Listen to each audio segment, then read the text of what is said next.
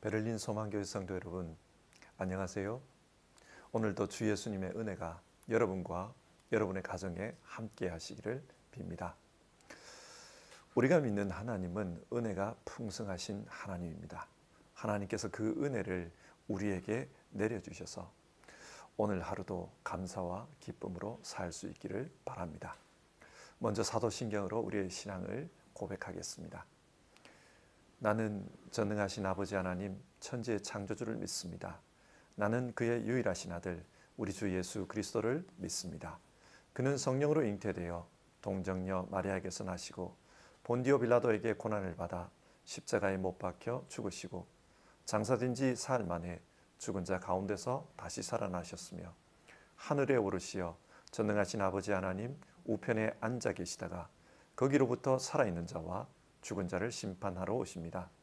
나는 성령을 믿으며 거룩한 공교회와 성도의 교제와 죄를 용서받는 것과 몸의 부활과 영생을 믿습니다. 아멘. 오늘 우리가 살펴볼 성경 말씀은 다니엘서 11장과 12장의 말씀입니다. 이 시간에 읽는 말씀은 다니엘서 12장 1절부터 3절까지의 말씀을 읽겠습니다. 하나님의 말씀을 받들어 읽겠습니다. 그때에 너의 백성을 지키는 위대한 천사장 미가엘이 나타날 것이다. 그리고 나라가 생긴 뒤로 그때까지 없던 어려운 때가 올 것이다. 그러나 그때에 그 책에 기록된 너의 백성은 모두 피하게 될 것이다. 그리고 땅속 티끌 가운데서 잠자는 사람 가운데서도 많은 사람이 깨어날 것이다. 그들 가운데서 어떤 사람은 영원한 생명을 얻을 것이며 또 어떤 사람은 수치와 함께 영원히 모욕을 받을 것이다. 지혜 있는 사람은 하늘의 밝은 빛처럼 빛날 것이요 많은 사람을 옳은 길로 인도한 사람은 별처럼 영원히 빛날 것이다. 아멘. 여름 방학을 지나고 다시 아침 예배를 시작하게 되었습니다. 아침 예배 때에는 전과 같이 계속해서 성경 읽기표에 따라서 하나님의 말씀을 묵상하겠습니다. 올 한 해 하나님의 말씀을 일독하시는 여러분 모두 되었으면 좋겠습니다. 오늘 본문인 다니엘서 11장과 12장은 다니엘이 본 네 번째 환상을 기록하고 있습니다. 이 내용을 말씀드리기 전에 다니엘서 전체 내용을 말씀드리고 싶은데요. 1장에서 6장은 다니엘과 세 친구들의 삶의 내용들입니다. 그들이 바벨론에서 살아갈 때 어떤 일들을 겪었는가 그런 내용입니다. 대표적인 내용만 생각해 보면 바벨론의 포로로 끌려가 왕궁 학교에서 교육을 받을 때 신앙인으로 살기 위해서 바벨론 신에게 제사한 음식을 먹지 않았습니다. 또 왕의 꿈을 해석하기도 했고요. 신상에게 절하지 않아서 풀무불에 던져지기도 했습니다. 하지만 하나님께서 건져주셔서 아무런 상처 없이 살 수 있었다. 그런 이야기가 나옵니다. 또 신앙 때문에 하나님 앞에 매일 3번 기도를 드리다가 사자굴에 던져져서 큰 어려움을 겪었던 이야기도 나옵니다. 하지만 이런 일을 통해 오히려 사람들에게 하나님께서 살아계시다는 것을 나타내었다. 그런 내용이 기록되어 있습니다. 성경이 이 이야기를 통해서 교훈하고자 하는 것은 신앙하기 어려운 시대에 참된 신앙인은 어떤 모습으로 살았는가 우리에게 그것을 말해줍니다. 그리고 후세의 사람들에게 당신들도 신앙하기 어려운 시대를 만났을 때 다니엘처럼 그의 세 친구처럼 그렇게 신앙했으면 좋겠다. 그것을 교훈하고 있습니다. 그리고 다니엘서의 두 번째 내용에 해당되는 7장부터 12장까지는 다니엘이 보았던 4개의 환상에 대해 말하고 있습니다. 이 환상은 다니엘 이후 세상이 어떻게 흘러갈 것인가, 세계 역사에 대해서 말하고 있습니다.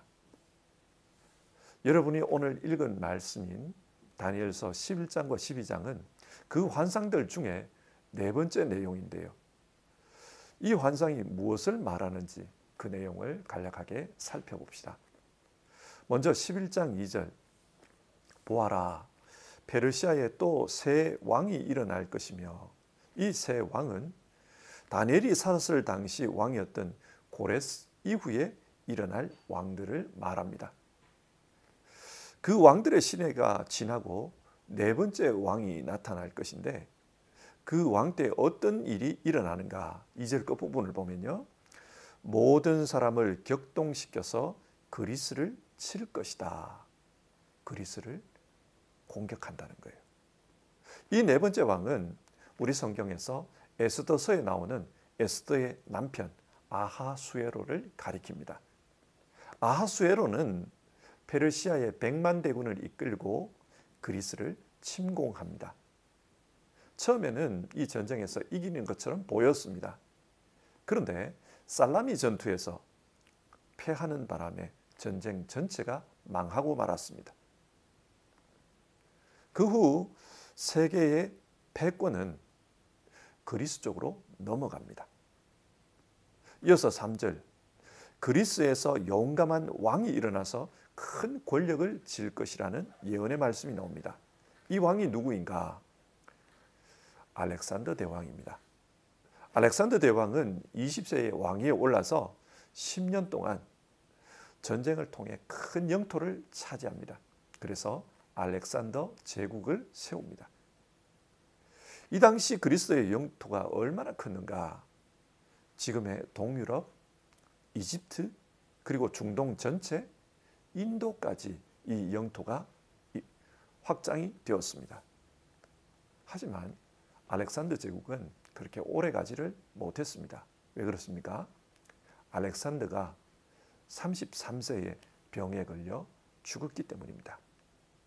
알렉산더 대왕이 죽고 나자 알렉산더 제국은 분열됩니다. 11장 4절을 보시면요, 그러나 그의 권세가 끝날 때가 되면 그의 나라가 깨어져서 천하 사방으로 나뉠 것이다. 그의 자손도 그 나라를 물려받지 못한다. 그런 말씀이 나옵니다. 알렉산더 대왕에게는 2명의 아들이 있었다고 해요. 하지만 그들이 왕위를 물려받기에는 너무 어렵다고 합니다. 그래서 4명의 신하들이 나라를 쪼개어서 각각 한 지역씩 분할 통치하게 됩니다. 그런데 시간이 흐르면서 이 네 나라가 서로 경쟁하게 되고 결국은 두 나라가 주도권을 두고 다투는 형국이 되었습니다. 그 나라가 어떤 나라냐? 11장 5절에서 20절을 보면요, 남쪽 왕국과 북쪽 왕국이 나옵니다. 남쪽 왕국은 지금의 이집트 땅에서 그리스 사람들이 세웠던 포톨레미 왕국이고, 북쪽 왕국은 시리아 땅에서 세웠던 셀루코스 왕국입니다. 처음에는 남쪽 왕국이 더 강한 것처럼 보였습니다. 그런데 시간이 흐르면 흐를수록 북쪽 왕국이 더 강해졌습니다. 그래서 이스라엘은 주전 200년까지는 남쪽 왕국의 지배를 받았습니다. 그러나 200년 이후에는 북쪽 왕국의 지배를 받게 됩니다. 자, 이런 상황에서 북쪽 왕국에 악한 왕이 등장한다고 합니다. 아주 악한 왕이에요. 그 이야기가 21절부터 45절까지 기록이 되어 있는데요, 이 사람이 얼마나 악했으면 시리아 사람들은 이 사람을 미친 사람, 그렇게 불렀다고 합니다. 이 사람이 바로 안티오쿠스 에피파네스라는 왕입니다. 이 안티오쿠스 에피파네스는 왕이 된 후에 남쪽 왕국을 다시 침략합니다. 그리고 승리를 거둡니다. 그런데 이때 로마가 전쟁에 개입하게 됩니다. 남쪽 왕국이 로마에게 도와달라고 도움을 요청했기 때문입니다. 당시 로마는 이 지중해 패권을 잡고 싶어 했어요. 로마의 국력이 점점 강해지고 있는 때였기 때문에 이 그리스를 물리치고 지중해 패권을 잡고 싶었습니다. 그래서 그리스 왕국 중에 좀 더 강한 북쪽 왕국을 견제하기 위해서 남쪽 왕국과 손을 잡고 북쪽 왕국을 친 겁니다. 이렇게 전쟁에 개입한 겁니다. 로마 때문에 남쪽 왕국 정복이라는 꿈을 이루지 못한 안티오쿠스 에피파네스는 굉장히 화가 났습니다. 그래서 이집트를 침략했다가 시리아로 돌아오는 길에 그 화풀이를 이스라엘에게 합니다. 30절에서 39절을 보면 이 당시 이스라엘이 안티오쿠스 에피파네스에게 당했던 큰 박해를 암시하는 그런 계시의 말씀이 나옵니다. 어떻게 박해했는가? 예를 들어 성경을 가지고 있는 사람, 하나님께 예배하는 사람, 절기를 지키는 사람, 할례를 받은 사람, 이런 사람들은 다 죽여버렸어요. 한마디로 이스라엘 내에서 하나님을 믿지 못하게 만든 겁니다. 그리고 자기들이 믿는 신앙, 그 신앙, 그리스 사람들의 신앙을 강요했습니다. 예를 들면 성전에다가 제우스 신상을 갖다 세웁니다. 그리고 거룩한 성전 제단에서 제우스 신에게 바치는 제물을 불태우게 되는데요. 그 제물이 뭐였냐? 돼지였습니다. 돼지 피를 흘려가지고 제사를 지냈어요. 이 돼지는 이스라엘 사람들 입장에서는 부정한 짐승입니다. 그 부정한 피를 하나님의 거룩한 제단에 뿌렸던 겁니다. 이런 식으로 안티오쿠스 에피파네스는 이스라엘 사람들을 탄압하고 박해했습니다. 이 박해가 3년 반이나 계속될 것이다. 성경은 그렇게 예언합니다. 자, 이렇게 안티오쿠스 에피파네스가 신앙적인 박해를 가해오자 경건한 유대인들이 가만히 있지 않았습니다. 그 대표적인 인물이 마카비 형제예요. 소위 이들을 중심으로 해서 소위 마카비 항전이라는 독립운동이 이때부터 일어납니다. 이렇게 독립운동을 하면서 많은 이스라엘 사람들이 죽었습니다. 하지만 하나님께서 함께 해주심으로 말미암아 마침내는 독립을 이루게 됩니다. 어떻게 독립하게 되었는가? 주전 163년에 안티오쿠스 에피파네스가 페르시아 땅으로 원정을 가게 됩니다. 그런데 원정 갔다가 갑자기 그곳에서 죽어버려요. 그래서 이스라엘은 독립하게 되었던 겁니다. 그런데 우리가 여기서 다시 한번 생각해 봐야 될 것이 있어요. 그게 뭐냐? 다니엘이 이 환상을 언제 보았느냐 하는 것입니다. 하나님께서 언제 다니엘에게 이 환상을 보여줬는가? 고레스 왕 3년이었습니다. 고레스 왕 3년은 실제 이런 일이 일어나기 약 370년 전입니다. 하나님께서는 먼 미래에 일어날 일들을 먼저 다니엘에게 환상으로 보여준 것입니다. 세상의 역사가 이렇게 흘러갈 것이다. 너는 이것을 받아 적으라. 그리고 그 역사 가운데 큰 박해가 있을 것이다. 그것을 말씀해 주셨습니다. 여러분, 하나님께서 왜 미래에 일어날 일을 다니엘에게 미리 환상으로 보여주신 것일까요? 12장 4절을 보면 이런 말씀이 나옵니다. 너는 마지막 때까지 이 말씀을 은밀히 간직하고 이 책을 봉하여 두어라. 하나님의 때가 될 때까지는 이 책을 봉해 놓으라고 했습니다. 그러나 때가 되었을 때, 즉 박해가 일어났을 때, 그때 하나님의 말씀을 읽고 이 박해를 어떻게 이겨내야 할지 그것을 생각하라는 겁니다. 그걸 위해 하나님께서 미리 말씀을 주신 거예요. 자, 그러면 박해 때에 어떻게 고난을 이겨내야 합니까? 앞에서 다니엘서 1장부터 6장까지의 내용을 간략하게 말씀드렸습니다. 다니엘과 세 친구도 바빌론에 포로로 끌려가서 엄청나게 큰 어려움을 당했습니다. 때로는 부정한 음식을 먹으라고 압박을 받았고, 때로는 풀무불에 던져졌고, 때로는 사자굴에 던져지기도 했습니다. 신상에게 절하라. 기도하면 사자굴에 던지겠다. 온갖 모함을 당하고 온갖 신앙적인 박해를 당했습니다. 하지만 그들은 끝까지 믿음을 지켰습니다. 다니엘서 1장에서 6장까지의 이야기를 기록해 놓은 이유는 이런 내용입니다. 신앙의 후배들이여, 그대들도 박해를 받을 때 우리처럼 행동하시오. 그러면 하나님께서 도와주실 것이요, 우리가 산 증인이요. 그것을 말하기 위해서 이 다니엘서를 기록한 것입니다. 자, 그러면 이렇게 어려움 당할 때 신앙을 지키면 하나님께서 어떻게 도와주십니까? 다니엘서 12장 1절의 말씀인데요. 그때에 너의 백성을 지키는 위대한 천사장 미가엘이 나타날 것이다. 그리고 나라가 생긴 뒤로 그때까지 없던 어려운 때가 올 것이다. 그러나 그때에 그 책에 기록된 너의 백성은 모두 피하게 될 것이다. 성경에서 천사장 미가엘은 하나님의 백성을 지키는 천사입니다. 하나님께서 이 미가엘을 보내주셔서 악한 세력과 싸우게 해주십니다. 그래서 하나님의 백성을 지켜주겠다는 거예요.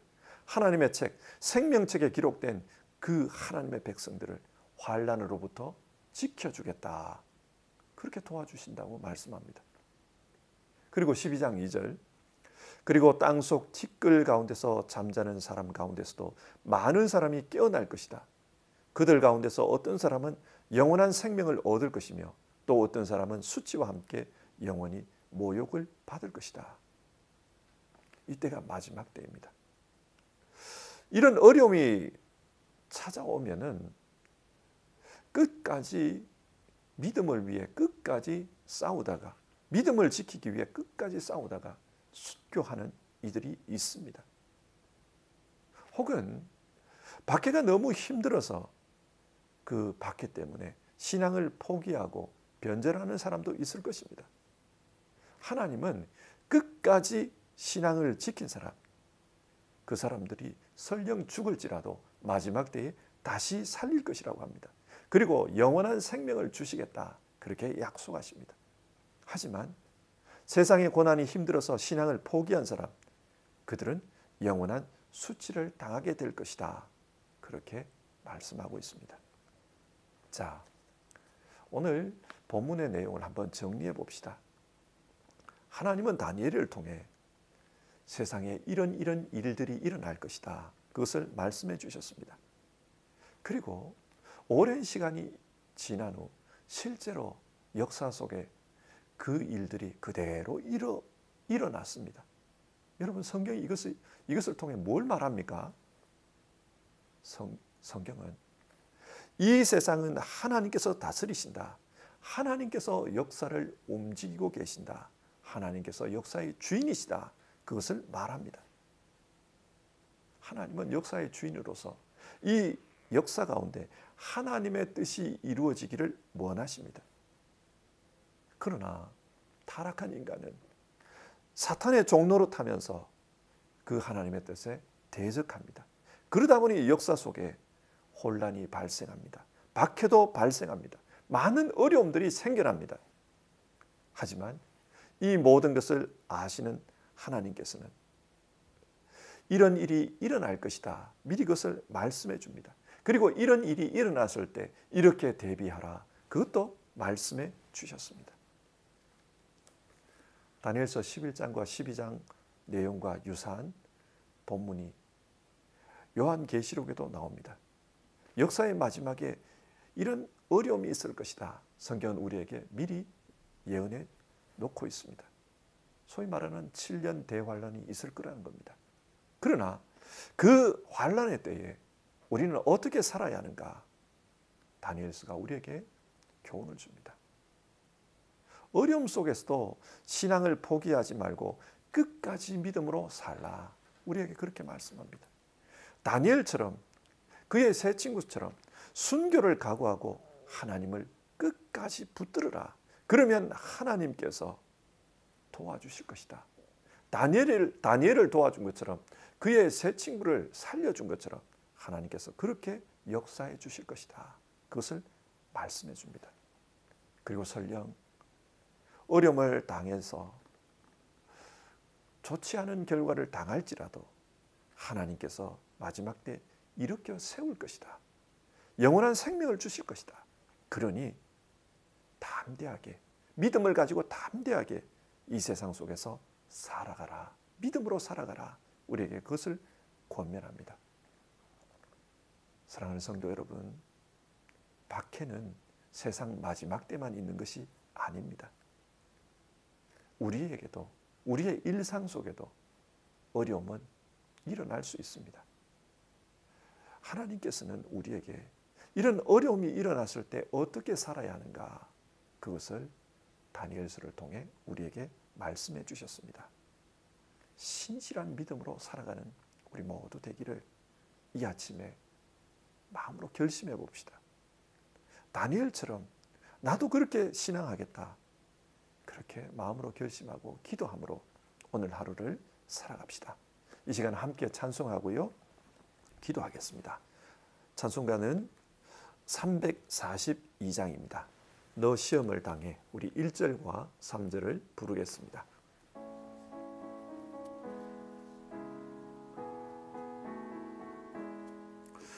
너 시험을 당해 죄 짓지 말고 너 용기를 다해 곧 물리치라. 너 시험을 이겨 새 힘을 얻고 주 예수를 믿어 늘 승리하라. 우리 구주의 힘과 그의 위로를 빌라. 주님 내 편에 서서 항상 도우시리. 잘 이기는 자는 상 받으리니 너 낙심치 말고 늘 전진하라. 내 구세주 예수 힘 주시리니 주 예수를 믿어 늘 승리하라. 우리 구주의 힘과 그의 위로를 빌라. 주님 내 편에 서서 항상 도우시리. 아멘. 이 시간 같이 기도하겠습니다.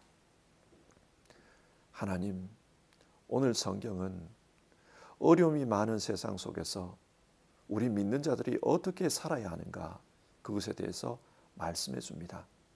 다니엘서는 어려움을 만났을 때 그 어려움을 피하기 위해 세상과 타협하지 말고 하나님을 믿고 다니엘처럼 끝까지 믿음으로 살라고 우리에게 말씀합니다. 우리 모두 그렇게 살 수 있게 도와주시옵소서. 어려움 당하는 우리 성도님들, 그 어려움 속에서 신실하게 믿음을 지키며 믿음의 사람으로 살 수 있도록 도와주시옵소서. 우리 주님 예수님의 이름으로 기도드립니다. 아멘. 성도 여러분, 오늘 하루도 우리가 나눈 이 말씀처럼 흔들림 없이 그렇게 믿음으로 살 수 있기를 바랍니다. 주님 가르쳐 주신 기도하심으로 오늘 아침 예배를 마치겠습니다. 하늘에 계신 우리 아버지, 아버지의 이름을 거룩하게 하시며 아버지의 나라가 오게 하시며 아버지의 뜻이 하늘에서와 같이 땅에서도 이루어지게 하소서. 오늘 우리에게 일용할 양식을 주시고 우리가 우리에게 잘못한 사람을 용서하여 준 것 같이 우리 죄를 용서하여 주시고 우리를 시험에 빠지지 않게 하시고 악에서 구하소서. 나라와 권능과 영광이 영원히 아버지의 것입니다. 아멘.